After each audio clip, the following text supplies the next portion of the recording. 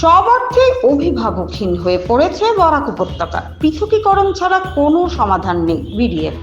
2020 সালের 31শে মার্চ শেষ হয়েছিল শিলচরের শেষ পুর বোর্ডের মেয়াদ। পুর নিগমে উন্নীত করার অজুহাতে বিগত 4 বছর ধরে এখানে পুর নির্বাচন হচ্ছে না, যার খেসারত দিতে হচ্ছে শহরবাসীকে।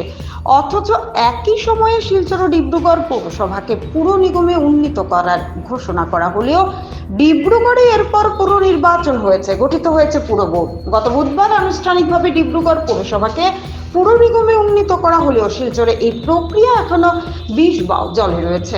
একই রাজ্যে দুটো শহরের এবং বিপরীত অবস্থান বরাকের প্রতি সরকারের বিমাতৃসুলভ মনোভাবের জ্বলন্ত প্রমাণ দিচ্ছে। সমগ্র ঘটনাক্রমের পরিপ্রেক্ষিতে বরাক পৃথকীকরণ ছাড়া কোনো বিকল্প নেই বলে মতামত ব্যক্ত করলেন বরাক ডেমোক্রেটিক ফ্রন্টের সদস্যরা। এদিন সাংবাদিকদের সামনে কথা বলতে গিয়ে বিডিএফ মিডিয়া সেলের মুখ্য আহ্বায়ক জয়দীপ ভট্টাচার্য বলেন যে নির্বাচিত পুর বোর্ডের অভাবে শহরে সব ধরনের অরাজকতা চলছে। ফুটপাত দিয়ে হাঁটা যায় না, শহরে চুরি ডাকাতির ঘটনা ক্রমবর্ধমান।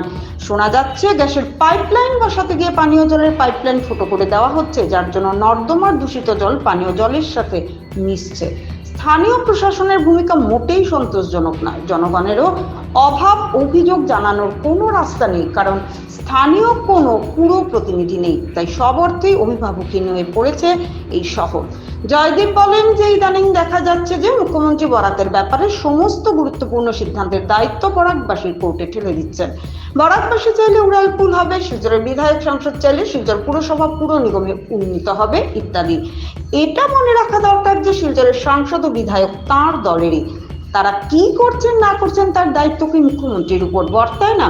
জয়দীপ বলেন আসলে তিনি জানেন যে বরাকবাসীর কাছে কোনো বিকল্প নেই। যতই অবহেলা করা হোক না কেন, ভোটটা তাদের বাক্সেই যাবে, কারণ বিরোধীরাও এসব ব্যাপার নিয়ে নীরব থাকেন। জয়দীপ বলেন যে 5 গ্রাম ও জাদি রোড কাগজ কল একই সময় বন্ধ করে দেওয়া হলো। এরপর মুখ্যমন্ত্রী ঘোষণা করলেন যে 5 গ্রাম কাগজ কলের জমিতে সরকারি উদ্যোগে ইন্ডাস্ট্রিয়াল হাব তৈরি হবে। সেই প্রতিশ্রুতি নিয়ে এরপর আর কোনো উচ্চবাচ্য নেই। অথচ জাগি রোড কাগজ কলের জমিতে টাটা গোষ্ঠীর সহায়তায় তৈরি হতে চলেছে এশিয়ার বৃহত্তম সেমিকন্ডাক্টর তৈরি কারখানা, যা নিযুক্তি সহ স্থানীয় অর্থনীতিকে সমৃদ্ধ করবে। বরাকের চাকরি প্রার্থীদের প্রতিশ্রুতি দিয়েও চাকরি দেওয়া হয় না। মহাসড়কের কাছে অগ্রগতি নগণ্য। মাল্টি মডেল লজিস্টিক পার্কের জমি আজও চূড়ান্ত হলো না। জয়দীপ বলেন এটা বুঝে নেওয়া জরুরি যে বরাকবাসীকে নিজেদের বিকল্প তৈরি করতে হবে, নিজেদের উন্নয়নের ভার নিজেদেরই নিতে হবে। তাই বরাক পৃথকীকরণ ছাড়া আর কোনো সমাধান নেই। তিনি তাই সবাইকে এই দাবিতে আবারও এগিয়ে আসার আহ্বান জানিয়েছেন। বিডিএফ আহ্বায়ক ঋষিকেশ দে এদিন বলেন যে গত বছরের ভয়াবহ বন্যার পর আঙ্গেলগাড়ি খালের সংস্কারের কাজের শিলান্যাস করলেন রাজ্যের মুখ্যমন্ত্রী। অথচ আবার বর্ষার মৌসুম আগত প্রায়। অনেক সময় এপ্রিল থেকে অতিবৃষ্টির প্রকোপ দেখা যায় এই উপত্যকায়, অথচ সংস্কারের কাজ চলছে চূড়ান্ত ঢিমে তালে। গত সপ্তাহে শিলান্যাস হলো করিমগঞ্জ মেডিকেল কলেজের। কাজ কবে শেষ হবে জানা নেই। অথচ এই মেডিকেল কলেজের সাথে আরও যে 4টি মেডিকেল কলেজে ঘোষণা করা হয়েছিল, সবকটির নির্মাণ কাজ শেষ হয়ে শিক্ষাবর্ষ শুরু হয়েছে। বিডিএফ আহ্বায়ক এদিন বলেন এসব থেকে মুক্তি পেতে হলে বরাকবাসীকে সঠিক বিকল্প বেছে নিতে হবে এবং বরাক পৃথকীকরণই সেই বিকল্প। বিডিএফ এর পক্ষ থেকে দেবায়ন দেব এক প্রেস বার্তা এই খবর জানিয়েছেন। বরাক উপত্যকা সব অর্থেই অভিভাবকহীন হয়ে পড়েছে। আমরা ইদানিং দেখলাম যে ডিব্রুগড়ের যে পুরো বোর্ড পুরসভা, সেটাকে পুরো নিগমে উন্নীত করা হয়েছে। আনুষ্ঠানিকভাবে সেটার ঘোষণা করা হলো গত বুধবার। অথচ একই সময়ে কিন্তু শিলচর পুরসভা এবং ডিব্রুগড় পুরসভাকে পুর নিগমে উন্নীত করার ঘোষণা করা হয়েছিল। আমরা জানি যে শিলচর পুর বোর্ড শেষ হয়েছে 2020 সালের 31 মার্চ। তারপর থেকে শিলচরে কোনো পুরসভা নির্বাচন হচ্ছে না। তার কারণ এটাকে পুর নিগমে উন্নীত করা হবে, এই অজুহাত দেওয়া হচ্ছে। অথচ ডিব্রুগড়ে তারপরেও কিন্তু পুরসভার নির্বাচন হয়েছে, পুরো বোর্ড হয়েছে, এবার এটাকে পুর নিগমে উন্নীত করা হয়েছে।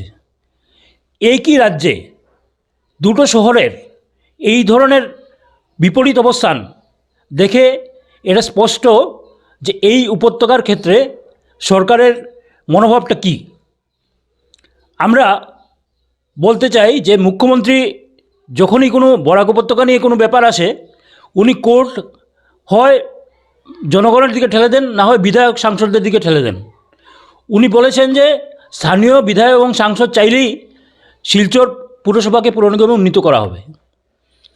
যদি তাই হয়, তার দলেরই সাংসদ এবং বিধায়ক কী করছেন না করছেন সেটা দেখা কি তার তো কর্তব্য নয়? আমরা জানি যে শিলচর পুর নিগমের সীমানা নির্ধারণ করে নোটিফিকেশনও দেওয়া হয়ে গেছে, তারপরও বিভিন্ন ধরনের জটিলতা সৃষ্টি করা হচ্ছে এবং এগুলো করা হচ্ছে মূলত শাসক দলের ভোটের স্বার্থে, ওদের পুরসভা ভোটকে সংরক্ষিত করার স্বার্থে। তার শিকার হচ্ছে শিলচরবাসী। এখানে কোনো নির্বাচিত পুর বোর্ড গত 4 বছর ধরে নেই, ফলে সব ধরনের অরাজকতা চলছে।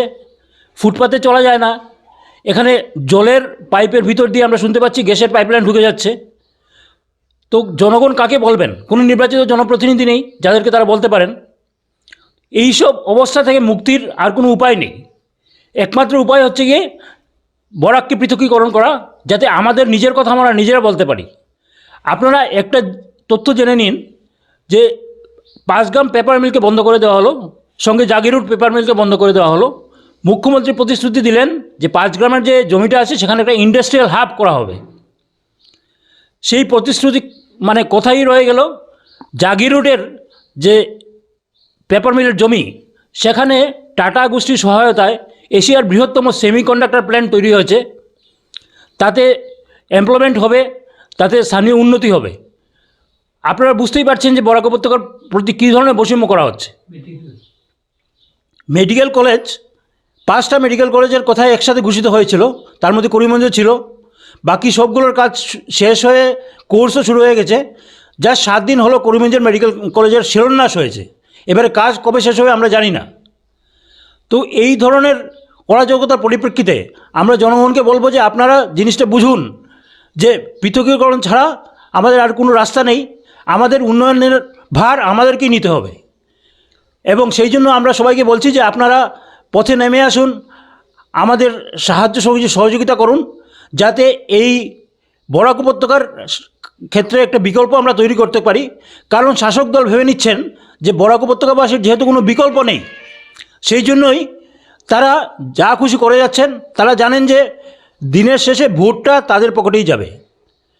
ফলে আমরা সবাইকে অনুরোধ জানাচ্ছি এবং একই সাথে এই যে গ্যাস কোম্পানির ব্যাপারটা আমাদের নজরে এসছে, তার জন্য আমরা মাননীয় জেলা শাসককে অনুরোধ করছি যে আপনারা অবিলম্বে নোটিশ দিয়ে সেই পূর্ব ভারতীয় গ্যাস এজেন্সির সমস্ত কাজ বন্ধ করতে বাধ্য করুন, যতদিন না পর্যন্ত তারা পানীয় জলের যে সমস্যাটা দাঁড়িয়েছে সেটাকে সমাধান না করেন।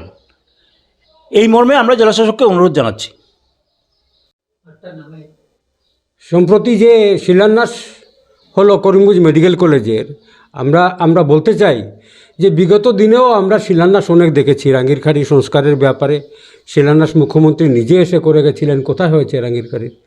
আজকে ফ্লাড হয়ে এত সব মানুষ, শিলচরের মানুষ নাজেহাল হয়েছিল।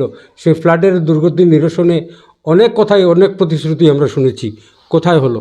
তাহলে শিলচরের বরাক উপত্যকার লোক কি শিলান্যাস আর প্রতিশ্রুতি নিয়েই থাকবে? এই জঘন্য রাজনীতি আমরা হাড়ে হাড়ে টের পাচ্ছি। আগামী নির্বাচনে আপামর জনসাধারণ, নেত অঞ্চলের যে জনসাধারণ, তাদেরকে আমরা আহ্বান জানাচ্ছি যে এই সরকারের যে হীনমন্যতা, যে বরাক বঞ্চনার যে মনোবৃত্তি, সেটা থেকে বেরিয়ে আসতে, বিকল্পকে বেছে নিতে।